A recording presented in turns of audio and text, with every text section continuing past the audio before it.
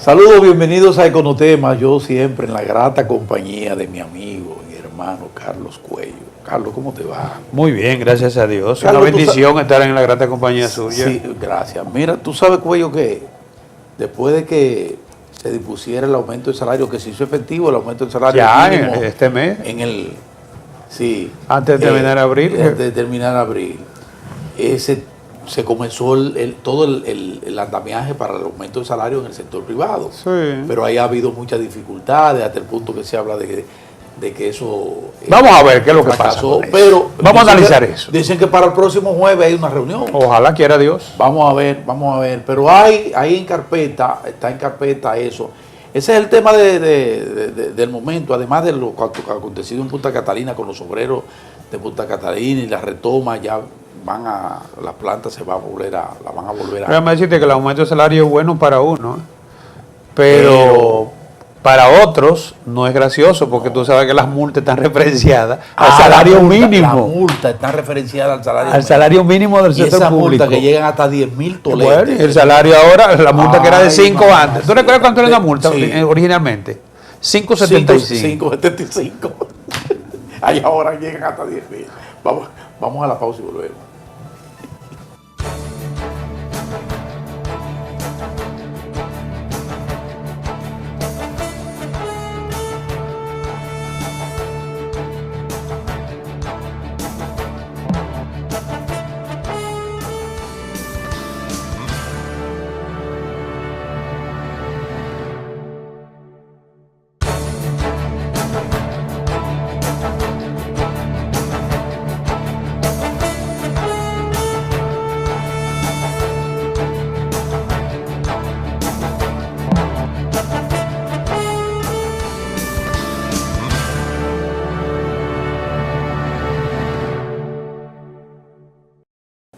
Como les decíamos, el tema del momento es el tema salarial, con un componente adicional en el que poco pensamos hasta que no se estableció, que las autoridades hicieron la precisión, y es que el referente para el establecimiento de multas va a ser precisamente el salario mínimo.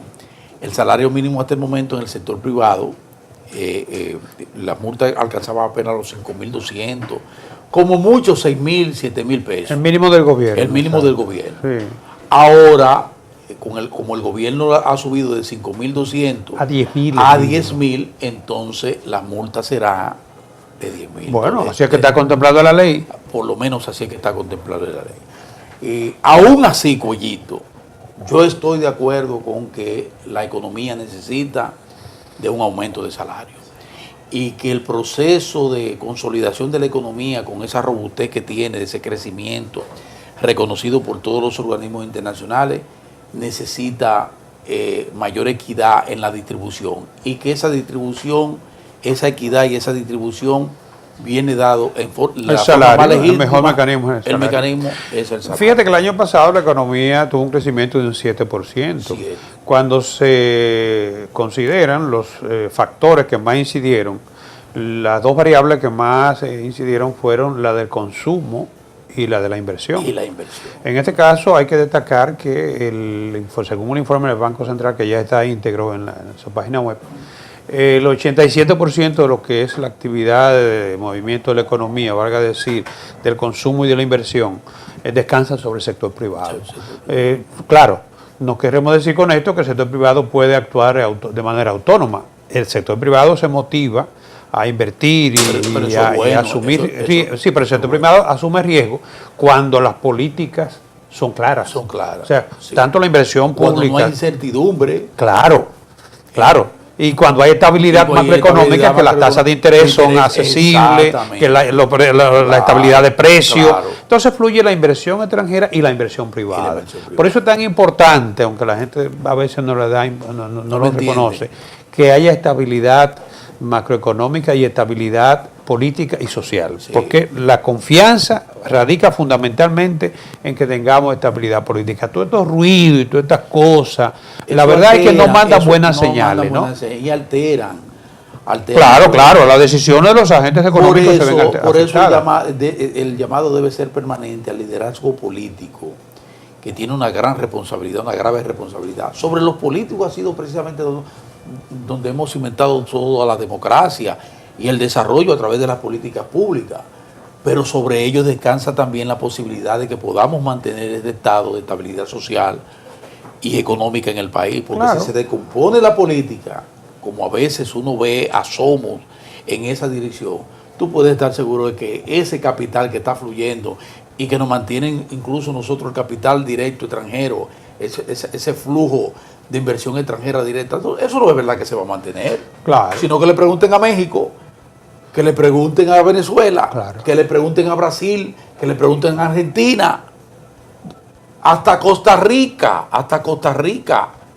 lo que ha pasado. Entonces, los políticos tienen que entender eso, porque para que después no se diga que el sector privado, que no quiere invertir, que hay despido, que hay cierre, que hay traslado, búsqueda de otros espacios, es porque tenemos que garantizar la estabilidad. Entonces no hay lugar a duda que el consumo necesita de ingresos por parte de la gente. Sí, claro, y los ingresos de la persona vienen de los salarios. De los salarios. Entonces, en la medida en que se incremente el salario, este año va a ser muy fructífero en esa materia, porque ya el gobierno, que hacía 12 años no lo hacía, casi lo duplicó en algunos casos. Exacto.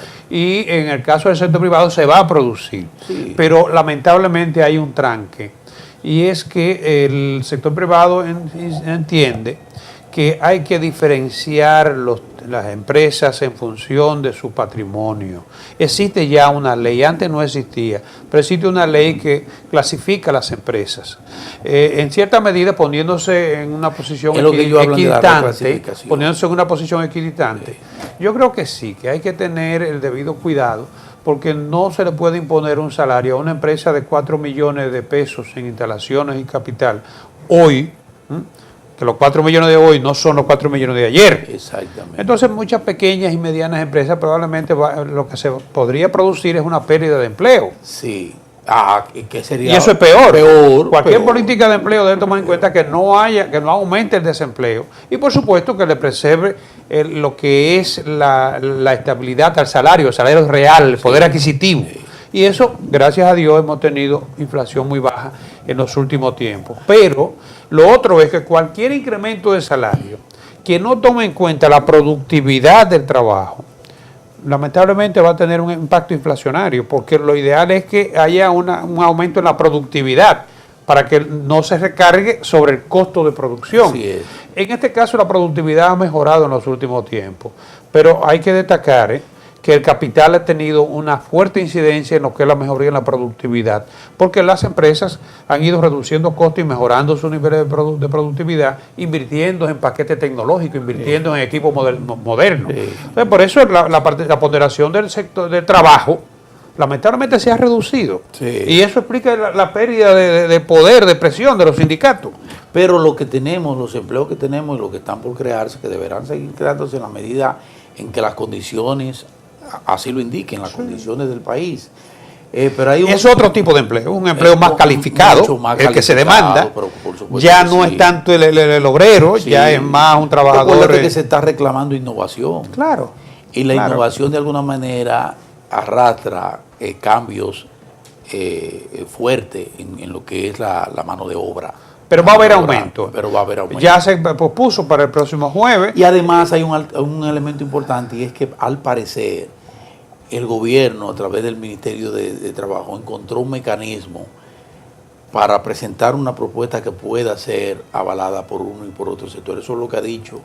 Eso es lo que ha dicho el ministro de Trabajo. Lo que no debe haber posiciones intransigentes, porque yo he visto ahí unas posiciones que dicen que son innegociables. Si usted y yo vamos a una mesa de negociación. Todo es negociable, todo es negociable, todo es negociable. Se le busca la manera. Bueno, se le busca la vuelta. Y la vuelta, pero claro que sí. Lo importante es que estamos en la ruta ya para un aumento de salario y que ese aumento de salario se hace ya indefectible e impostergable. Es necesario aumentar los salarios en la República Dominicana, sin afectar, por supuesto, hay que insistir con eso, la competitividad. Y la multa maneje mejor. Y manejen el asunto de la multa, miren a ver cómo se revisa en los reglamentos, para ver cómo le bajamos un poquito a lo de la multa. Bueno, está la multa y espérate, yo sé que no están haciendo señas. Hay otra parte que afecta también a los choferes, el Intran puso como límite esta semana para la goma. La goma usada, que hay un mercado que no te imaginas. Sí. Amplísimo. Bueno. Es así. Vamos a la pausa y continuamos con Econotemas.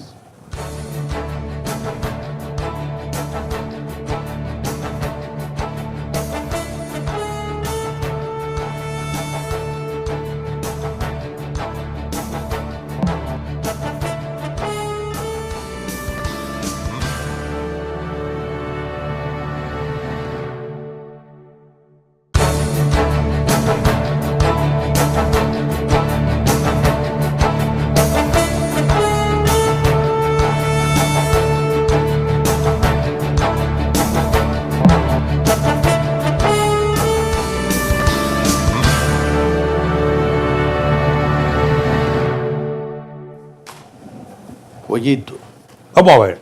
las importaciones casi se duplican con relación a las exportaciones para el 2018. Así es. Eso quiere decir que hay un gran desbalance, que viene de lejos. Nosotros tenemos un gran desbalance, sobre todo con los Estados Unidos, tenemos nosotros un gran desbalance en ese sentido. Y con China también. Y con China también tenemos un gran desbalance. Son los dos principales. Los dos principales, países. Exactamente. Pero hay que decir también que aún con ese desbalance, los esfuerzos han estado en la dirección correcta, y es en tratar de ver cómo despegamos con nuestra oferta exportadora, con las mejoras que tenemos que hacer en nuestros productos, con tratar de romper algunas barreras que tenemos, terribles, fitosanitarias, por ejemplo, en algunos casos, y ver de qué manera también logramos algún tipo de arreglo, ya en el futuro inmediato, con los Estados Unidos también en el marco de los acuerdos de libre comercio, para ver si esto mejora un poquito, porque las exportaciones han mejorado, se han colocado por encima de 11 mil millones casi 11.000, sí, de dólares. Crecieron alrededor de un 10%. Pero las importaciones crecieron casi el doble. Pero el problema es que las importaciones se metieron un 19%. Pero entre otras cosas, ¿sabe por qué se incrementaron las importaciones? Porque la factura petrolera nos dio la madre, un 30% por encima del año anterior, casi 3.800 millones de dólares. Sí. Entonces, estamos en un proceso de cambio de matriz. Sí, pero cuando se calcula lo que es el barril de petróleo, se incluye, hay una canasta, ¿no?, en la que entran ahí, porque aunque estamos cambiando la matriz eléctrica, hay que destacar que seguimos dependiendo de los combustibles fósiles. El gas es un sustituto de petróleo, pero es un combustible fósil. Sí, claro. Entonces, lo que es energía limpia todavía no llegamos más de un 20%. Energía limpia estamos hablando del agua, el sol, el viento. Sí. El agua es muy inestable. Entonces, el sol, se han desarrollado unos cuantos proyectos últimamente en el viento. Es limitado eso. Bueno, el problema es la consistencia con que tú puedes generar ese tipo de energía. Pero fíjate que tú hablas de apenas un 20%. Sí, pero también es que tú tengas energía continua, porque tú no puedes depender tampoco de ese tipo de fuentes. Pero, por ejemplo, el agua tiene altibajo, porque hay que distribuirla para riesgo, para el consumo humano y para la generación. Sí. El caso del viento y del sol, bueno, se pueden aprovechar en horas, en momentos determinados. Y el viento en determinados lugares, por eso, zonas. Pero la energía termoeléctrica... Además del costo para el de la inversión. Claro, pero la termoeléctrica tiene la ventaja de que es una generación continua. Eso sí. Por eso el caso de la crisis de Venezuela. Porque tú no puedes depender, tú tienes que tener... alternativas. Fíjate que Estados Unidos, que es uno de los países que menos problemas de energía tiene, ¿no? Ahora mismo el mayor productor de petróleo del mundo, porque esta semana logró producir 12.000 millones de barriles de petróleo diario. Nadie, ni Arabia Saudita había producido. Tiene mucho gas. Sí, pero sobre todo con la nueva tecnología esa de fracking. Sí. Entonces, Estados Unidos tiene planta termoeléctrica para poder atender cualquier situación de emergencia. Incluso en los hospitales de los Estados Unidos, que tú te pasas años y no se va la luz, tienen planta de emergencia. Claro. Entonces tú dirás, ¿pero para qué? Que hay sitios que tú no te puedes dar ciertos lujos. Pero claro que no. Entonces, en el caso nuestro, como te digo, las importaciones han crecido, pero la factura petrolera representa el 19% de las importaciones. Y cuando esa factura sube a un 30%, nos da duro. Sin embargo, el déficit de la cuenta corriente fue de apenas un 1.4%. Las inversiones extranjeras lamentablemente este año bajaron un 30% porque el año pasado fueron muy grandes. Fue grande. Y con todo eso generamos 30.000 millones. Pero las remesas se incrementaron un 11%. Sí. Muy bueno. Sí, y el turismo también. La remesa y el turismo también se incrementó de forma considerable. Claro. O sea que hay factores que nos han favorecido, pero hay otros a los que siempre tenemos que tomar en cuenta. Por ejemplo, ese tema del petróleo, eso hay que darle un seguimiento permanente. Porque mira las fluctuaciones de estos días.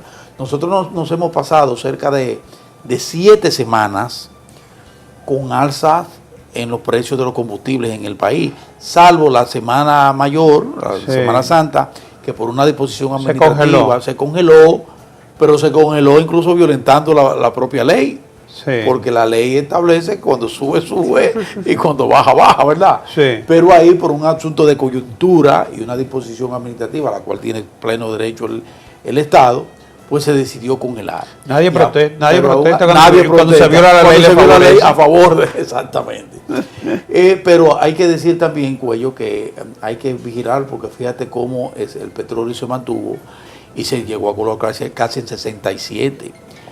Justo el jueves pasado bajó a poco menos de 66. Fíjate que todas las proyecciones que se hacen de la economía dominicana, pero la situación con Irán, incluyen la presión a Irán, que ahora justamente de Estados Unidos, esos son factores que hay que tomarlo en cuenta, junto a otros factores que se están dando, situaciones externas que impactan el mercado petrolero. Ese es uno de los factores que ha incidido en el reciente desplazamiento de los precios del petróleo. Sobrepasaron los $65. Sí, se colocó en 66. Porque las sanciones que Estados Unidos impuso a Irán la había flexibilizado para que los países que están comercializando con Irán pudieran seguir haciéndolo hasta esta semana. Sobre la base, hasta el 28 de abril. Base de una estrategia que se trazó el presidente Donald Trump de presionar hacia la baja al mercado petrolero. Pero sin embargo, el mismo Trump entonces provoca con la situación a Irán una situación que lo que ha hecho es generar... Bueno, el problema es que Estados Unidos amenaza con presionar, con sancionar a los países que comercialicen con Irán. En ese caso la India, China, que son de los principales compradores. Entonces, la verdad es que la situación del panorama de la economía mundial ahora mismo está a one side, aunque se están haciendo intentos por crear bloques por otras áreas, ¿no? Porque la verdad es que cuando nadie quiere ir en contra de Estados Unidos. Nadie quiere ir en contra de Estados Unidos. Porque que te corte el agua y la luz. Mira, la situación de Venezuela ahora, hasta el 28 creo que tiene, hasta la semana que viene. Un primer trimestre, quizá un semestre de la administración del presidente Donald Trump, que por su sobreexposición y su situación, su discurso, su forma, en un momento determinado se creyó que Estados Unidos podía perder terreno en el marco mundial. Pero sin embargo, el desarrollo, el desenvolvimiento de la administración Trump con relación a la economía norteamericana mejoró. En un primer momento. Ha mejorado sustancialmente. Sí, pero en un primer momento. Sin embargo, para este año va a haber una desaceleración. Pero no tanto de la China como de la de Estados Unidos y la economía mundial. Exactamente. Entre otras cosas, como consecuencia de la guerra económica. Entre esas dos naciones. Entre Estados Unidos y China, pero que también, recuérdate que esa guerra está afectando a Europa. Sí. Estados Unidos le puso sanción. Asuntos como lo del Brexit para Gran Bretaña. También, esta semana le fallaron a favor a Estados Unidos. La inestabilidad total en América Latina, en toda América Latina. La OMC, a los países que tienen... Sobre Brasil, esa economía brasileña. El Cono Sur tiene mucho comercio con China. En picada. Es que el Cono Sur tiene mucho comercio con China. Con China. Y esos países son los que se están viendo más afectados como consecuencia de la guerra económica. Sí. Tenemos que darle seguimiento a ese entorno internacional, que nosotros hemos sido, y hay que reconocerlo, sumamente eficiente para afrontar situaciones. Lo afrontamos con la crisis bancaria, lo afrontamos con la crisis hipotecaria, ustedes lo recuerdan, afrontamos el alza del petróleo que se colocó por encima de 100, en un momento se colocó por encima de 100, pero eso no quiere decir que nos debamos de cuidar, porque ahora hay otros factores adicionales al tema del petróleo y al tema financiero, el capital financiero. Hay otros factores de orden geopolítico, claro, que pueden impactar en forma severa cualquier tipo de economía y sobre todo una economía pequeña y dependiente como es la economía de la República Dominicana. Sí, es una economía muy abierta. Muy abierta. De las importaciones y las exportaciones. 30 mil millones de volumen de operaciones. Bueno, pórtate bien. Nos veremos la próxima semana. Cómo no, Dios mediante. Nos vemos. Bye bye.